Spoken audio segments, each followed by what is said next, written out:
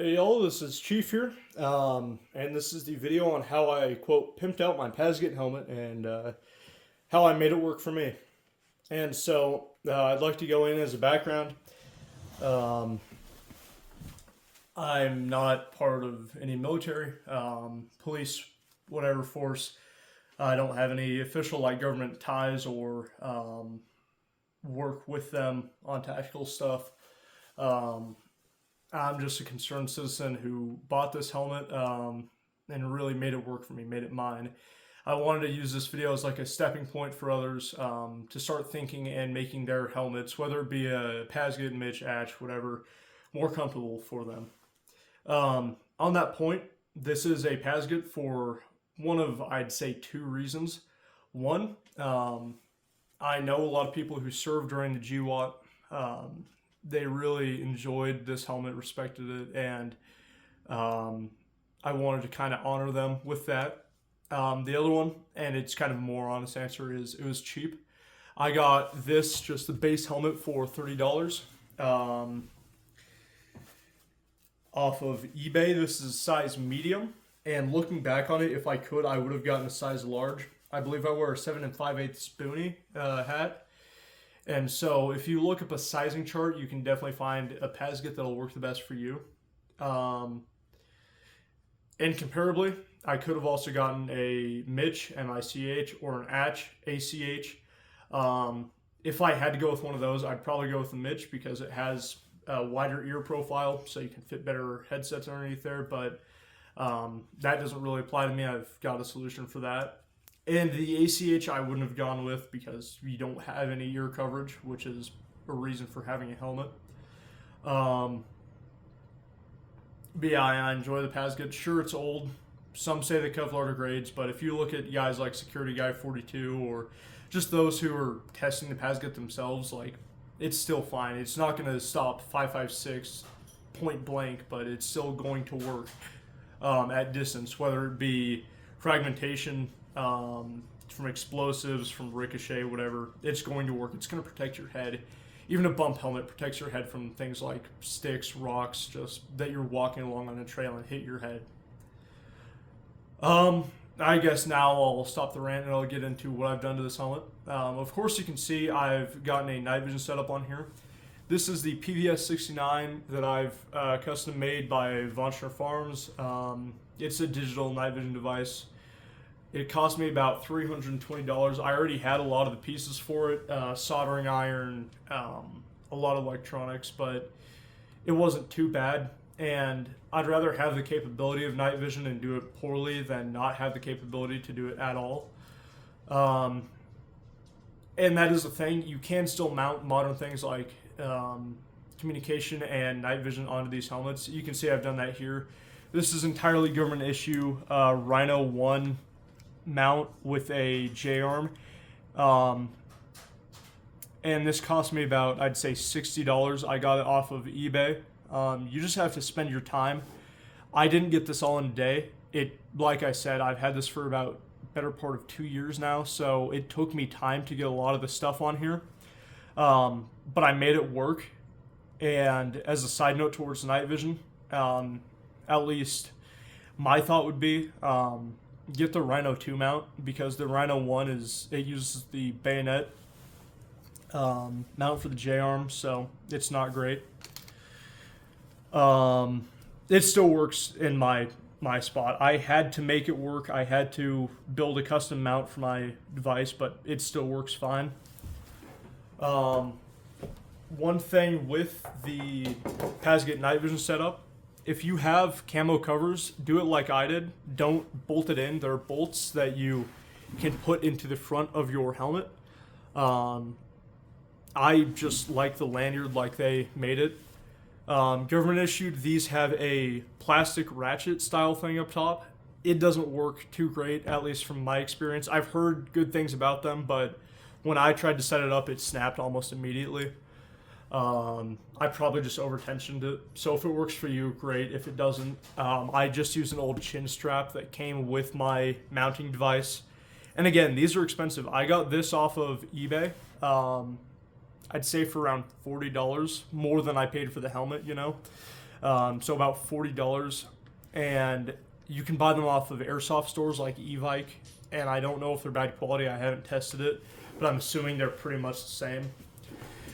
I think these shrouds are pretty much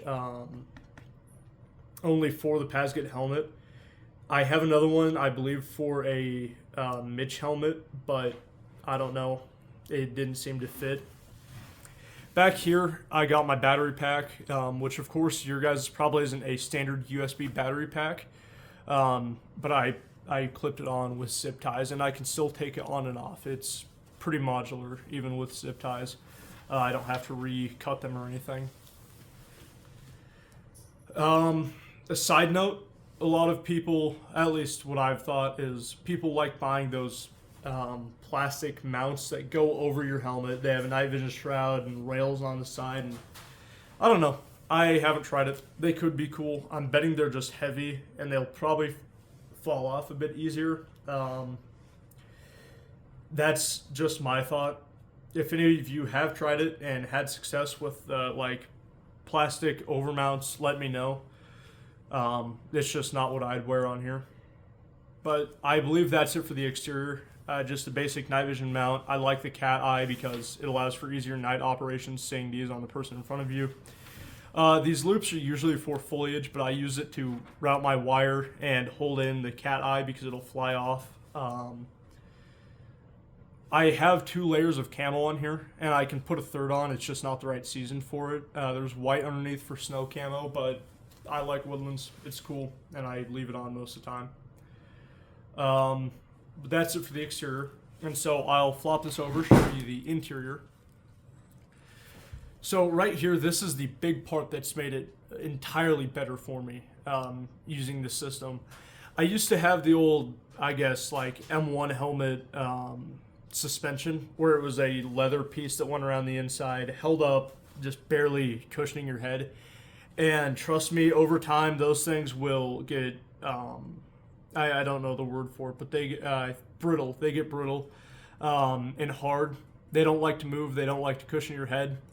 And so I just recently upgraded to the, I don't know what you'd call this. This is the parachutist strap. It's been very nice, especially for communications inside of the helmet. But also I upgraded to, these are from a Marine Corps lightweight helmet, the pads, but they're pretty much interchangeable. You can buy a full set, whether it be Skydex or like the Oregano kit.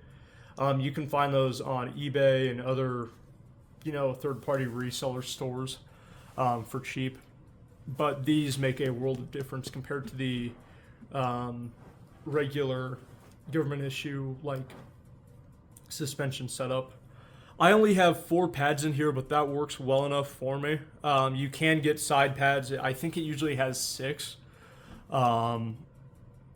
You can get side pads. I don't know. This is enough for me, especially with comms. And speaking of, people ask, well, how do you mount comms? And that was a question I had for probably about a year and a half. Because you don't have room in here for over-the-head band headsets, like I believe Comtacs, whatever. I don't know. You don't have a lot of room inside the helmet base. So I thought for a while of doing those little in-ear foamies. I don't like those. They have the ones that you can hook into a radio by like Surefire or whatever. They're nice. They fall out. I don't want to carry those around and have them fall out in the woods somewhere. They have behind the headsets, which probably work well. I'm not going to knock those. They probably work pretty well.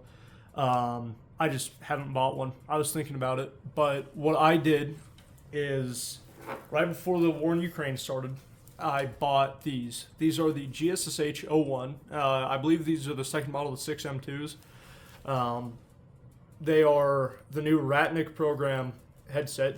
I bought them for around $70 off a website that no longer sells them. And that's probably going to go under by the end of the war. But these work really well for me. I like the mesh setup. I believe I learned about these from Escape from Tarkov. But honestly, they've been great. I doubt you guys can find these anymore. I know on websites like Thingiverse for 3D printers, you can get custom made snaps that go on regular headsets, so you can make your own mesh system, which probably isn't a bad idea for the average consumer. Nowadays, if you were to buy these, they would probably be around 180 to probably 250 on sites like eBay. None of them will ship from inside the US unless you're lucky. They'll probably be from like Poland, Ukraine themselves, Argentina, so they're going to take time to get in. But personally, these have worked really well for me inside this helmet. They don't cause any headaches over extended periods of use because it's really lightweight up top. All the pressure is inside here, but I have so much room on the sides now that it doesn't really, smush against my head. It works well. These don't have an integrated radio line, but like I was talking about, the Surefire ones that you can plug into like your bow thing, I just slip those right inside here while I'm using it, and it allows me to hear a little less, but it still works fine. Of course, these are tactical headsets. They will noise cancel, and they're really noise amplifying more than your average Cabela's brand headset. So just again, all I've done on the inside, I've used a pair of these GSSH01 headsets. I've used the parachutist straps and the internal pads, and I pretty much just put those on with Velcro, and they've worked fine enough for me. They haven't fallen off. A lot of this is still reliable and very good. And so I'll show you what all this looks like when it's on to give you an idea. But honestly, this has been a great improvement to the PASGT helmet. I don't know how I did it before with the original suspension. So I'll show you what it looks like when I have it on. So within final remarks, this is how I built out my PASGT. You can see the full turnaround. It works pretty well for me. During the day with the night vision on, it doesn't have the best silhouette, and I don't run the majority of the stuff during the day. I take off the battery, the shroud, not the shroud, I do keep that on, but it's not hard to remove. The night vision itself and the rhino mount, I take that off during the day. I usually put on fake woodlands foliage, or you can do real foliage in your cat eye, in these little holes, however you want to mount it, and it makes the silhouette a lot better. The headset on here, it isn't uncomfortable at all. It sounds really good. It amplifies to be louder than life, which is very useful. When I was shooting with these for the first time, I genuinely thought I was going to have hearing loss because it sounded like real life, but I didn't. It sounded, it canceled it out well enough, and it worked fine.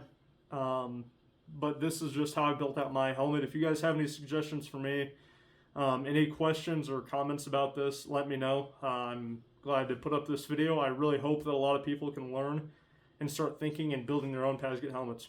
Anyways, have a good one.